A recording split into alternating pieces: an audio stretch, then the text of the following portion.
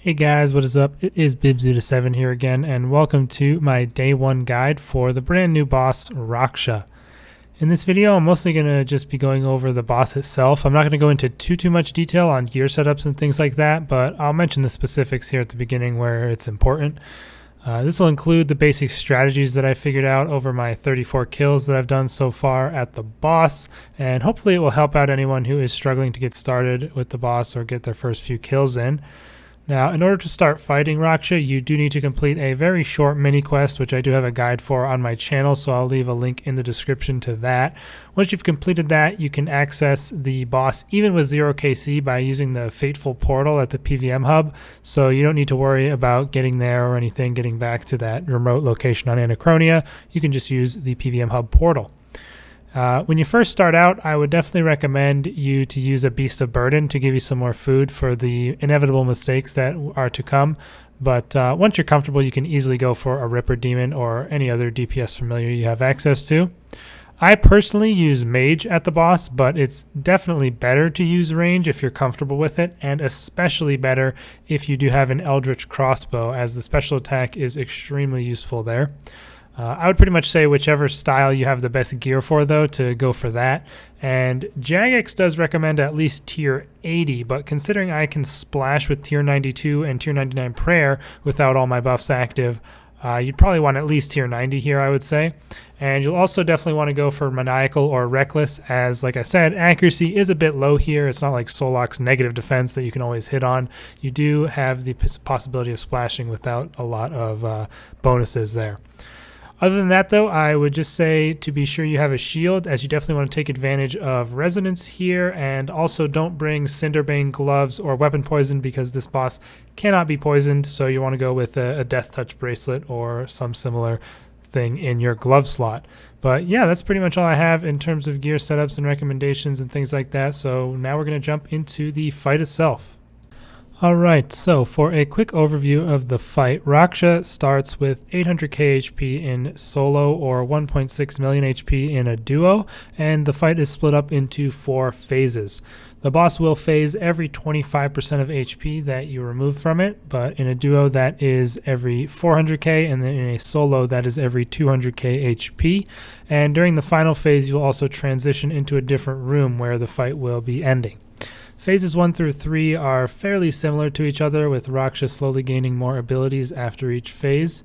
Throughout the fight, shadow pools will be spawning at 4 different points in the arena, which you can see by the leaking tanks above their locations. It shows sort of where they're going to be spawning around.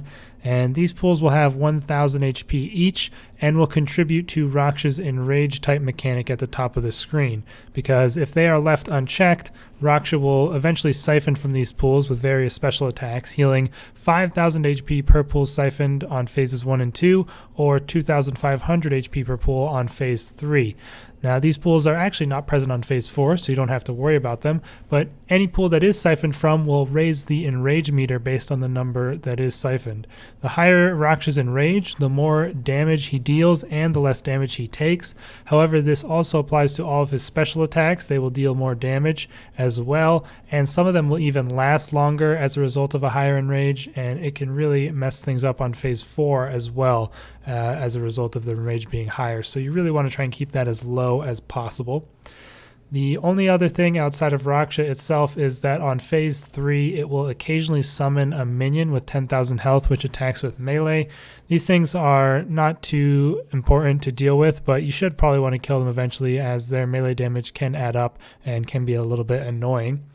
The only other thing to mention about the fight that is really important to know is that it is pretty much, or not even pretty much, it is 100% essential to prayer flick in this fight, meaning you will have to be switching between, at the very least, magic and range prayer, but if you are standing in melee distance, which is usually recommended to actually do any sort of DPS by putting down a sunshine and things like that, you'll need to be switching between all 3 different prayers, and of course also soul split if you want to be healing from that. So it can get pretty intensive if you're not used to prayer flicking, and it is definitely something you're going to need to be good at if you want to be doing this boss effectively. Prayer flicking is very important, so make sure you have some good keybinds set up for your protection prayers before you head to this boss and you're comfortable switching between them quickly.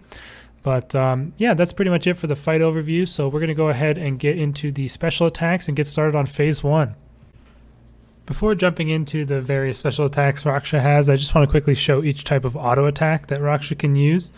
The range and mage attack are pretty obvious, as you can see, and you have quite a bit of time to switch as the attack is flying towards you. The mage is the purple ball and the range one is the spikes. The melee attack can also be seen as a bit of a telegraph as Raksha leans back to prepare to bite you, but it's quite a bit more subtle than the other two. So because of that, whenever I am in melee distance and at risk of being hit by this melee attack, I will usually switch to melee prayer between each attack that Raksha does so I don't get caught out by a quick bite that I didn't notice. All the auto attacks will hit around 1k damage through prayer, but can hit anywhere from 4 to 6k without prayer, and this will also increase with Raksha's Enrage. So this makes it a nice thing to use Resonance on, is just to go ahead and Resonance any random auto attack to get a pretty massive heal most of the time, which makes it a lot easier to maintain food throughout the fight. It is also important to note, though, that Raksha will only hit his primary target with melee, but will actually hit both players with the mage and range hits in a duo. So if you are a secondary person in the duo not tanking, you only need to watch out for the mage and range hits. But his special attacks are also mostly focused on only on his primary target, but there are a few the partner has to watch out for as well that I will mention going forward. But anyways, for phase 1, Raksha will only have 3 different special attacks that he can do, and he'll always do them in the same order, and this applies throughout the entire fight, so you can be prepared for which one will come next. There are also 4 auto attacks between every special attack on phases 1, 2, and 3, so it can help if you count the autos to know when the next special attack is coming. After the first 4 auto attacks, Raksha will use its first special, and this will either be the tail whip or the charge attack, and these are always used one or the other, but they always fill the same slot in his attack rotation. The tail whip will be used if you are in melee distance, while the charge will be used if you are not in melee distance. The tail whip has a similar range to Araxor's cleave attack, I would say, and you can either use escape to dodge this or simply walk back away from it if you click away soon enough. It is important to note for this that the attack is 360 degrees around the boss, so if you are in a duo, the other person needs to make sure they're not too close, and it's also not really recommended to try surging through Raksha to avoid this, because most of the time you'll just end up on the other side of him and still get hit by it as you're still too close to him to avoid it. So you do want to just be careful of that. And for the charge attack, he'll simply charge at the location of his primary target, so you can surge or bladed dive out of the way. This one's pretty easy to avoid as well. But if you do not avoid these, you will be hit for 5 to 7k typeless damage, and your prayer will be disabled, and you'll also be stunned and bound for 3 seconds. So it's pretty important to avoid this as best as you can, and as long as you know it's coming, it's pretty easy to get out of the way of. It's also important to note, though, that this attack is what actually triggers there to be additional shadow pools spawning in the arena. So if you are wanting to kill all of them, make sure you're looking out for them after this special attack is completed. Now, 4 attacks after that first special attack, Raksha will use the Shadow Bomb special, which will target both players in a duo on phase 1, and this will stun and bind you for 6 seconds right as it's used, so you want to anticipate or freedom beforehand to prevent this, or of course you can freedom after you're stunned if needed. A few seconds after you are stunned, a bomb will be sent to your current location, which will be indicated by green arrows on the floor. And this bomb will hit for 5k plus magic damage and disable your prayers if you're hit by it. And this will land before your stun wears off if you do not use anticipation or freedom. So you will get hit by it if you don't have those available.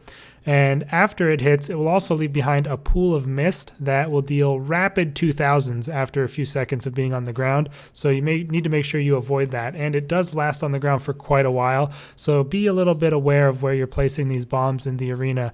Before the next bomb comes, the old ones will have worn out, but it's still important to make sure you don't have them in a bad place, as they can mess things up, especially during phase transitions. The last special attack Raksha has access to on this phase can usually be skipped, as it only happens after 2 cycles of the above attacks go through. But what it is Raksha will slowly walk towards the center of the arena and will siphon power from the shadow pools, and he will heal and gain buffs from this, as I mentioned earlier in the fight overview. and you will then see a message saying that Raksha prepares to send out 5 waves of energy, and these will all be magic hits that can hit pretty high. So if you do get this attack, I recommend resonancing 1 hit and then use devotion for the rest. Raksha will also take pretty heavily reduced damage during this, so you can't do a whole lot of damage when he's sending out these waves of energy. However, once you get the boss down pretty well, you'll pretty much never see this spec, as it's only present on phases 1 and 2, and you can usually skip it with quick speed on the kill.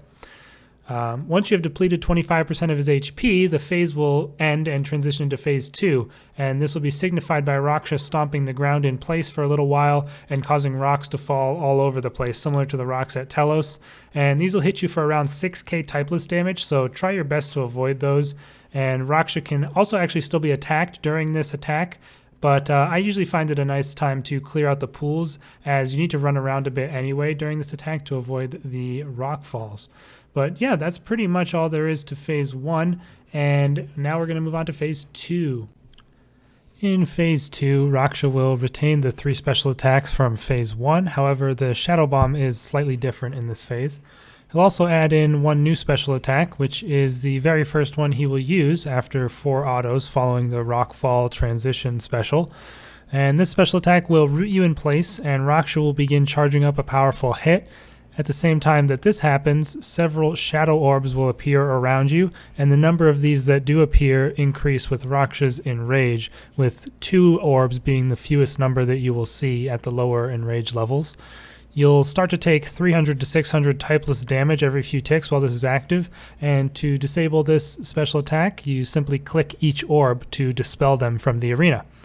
Raksha will continue charging the attack even if you dispel them, so if you do it quickly, this can be a pretty good time to get some soul split healing in.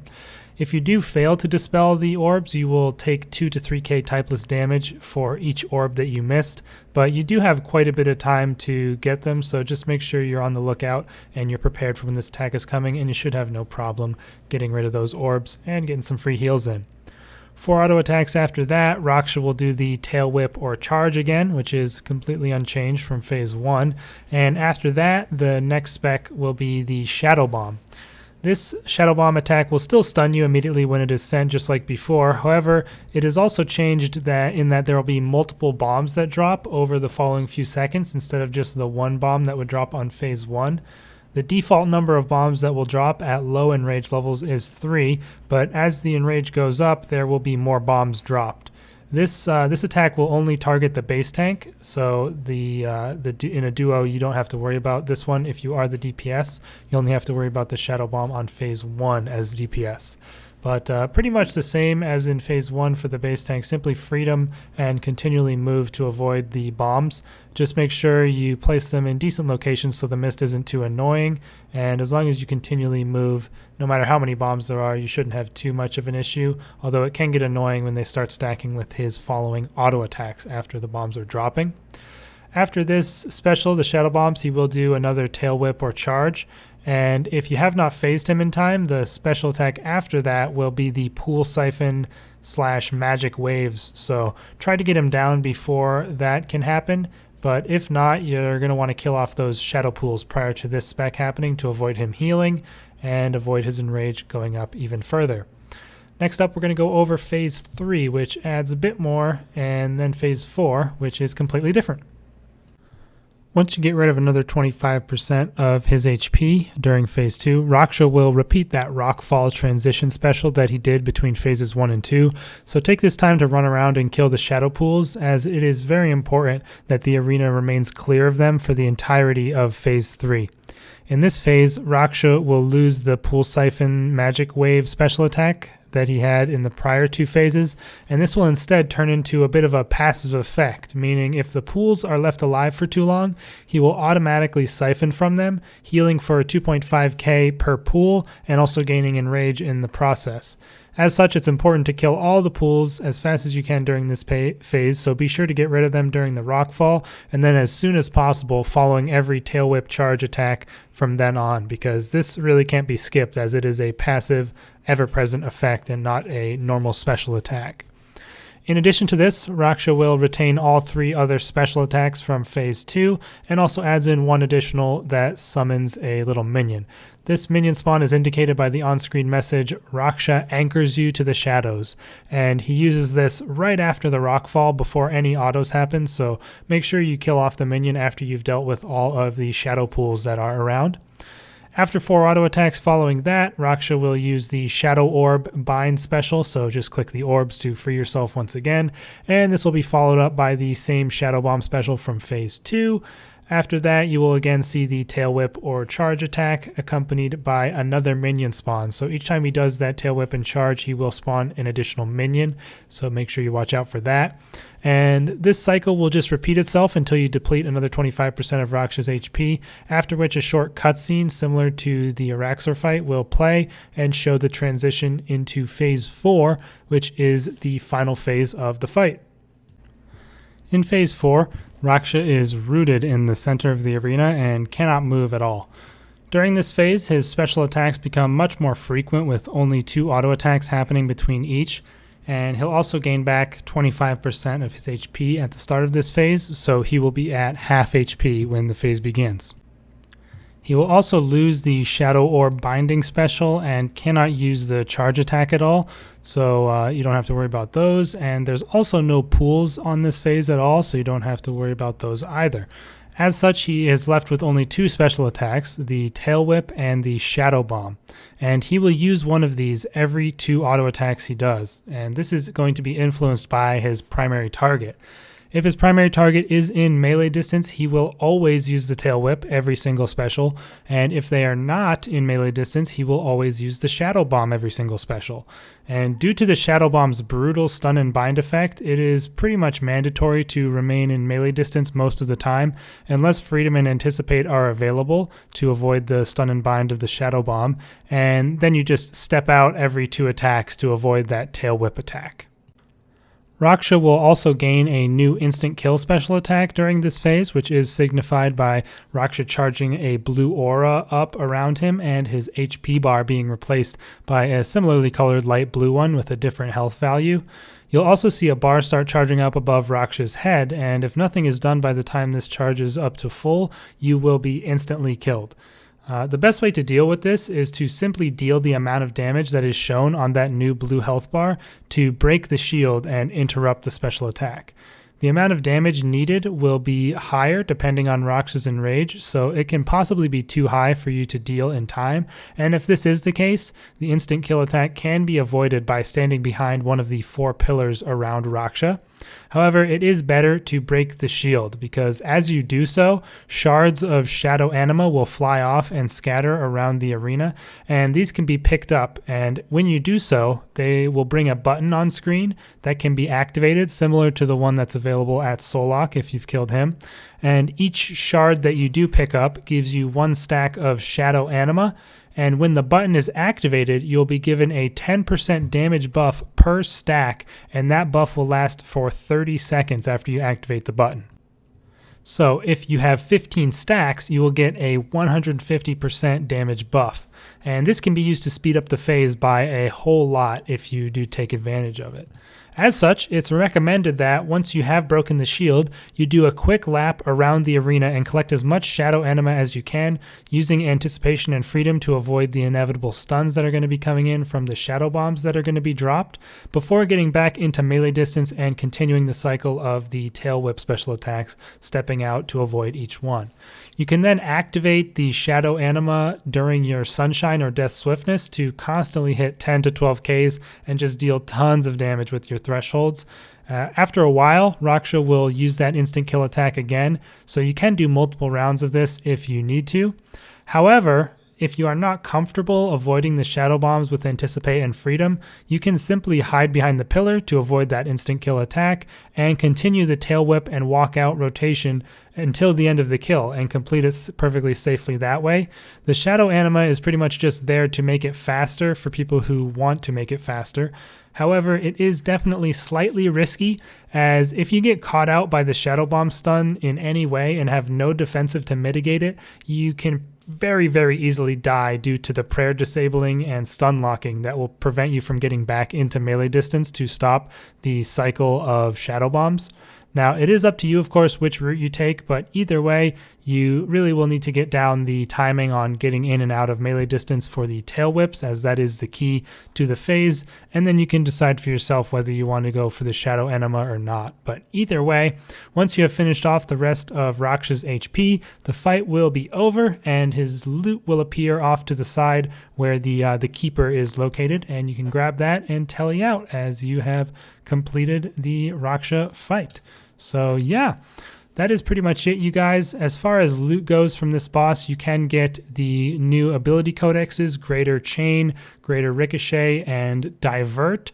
You can also get each of the Anachronia boots, the Blast Diffusion boots, the Laceration boots, and the brand new Fleeting boots.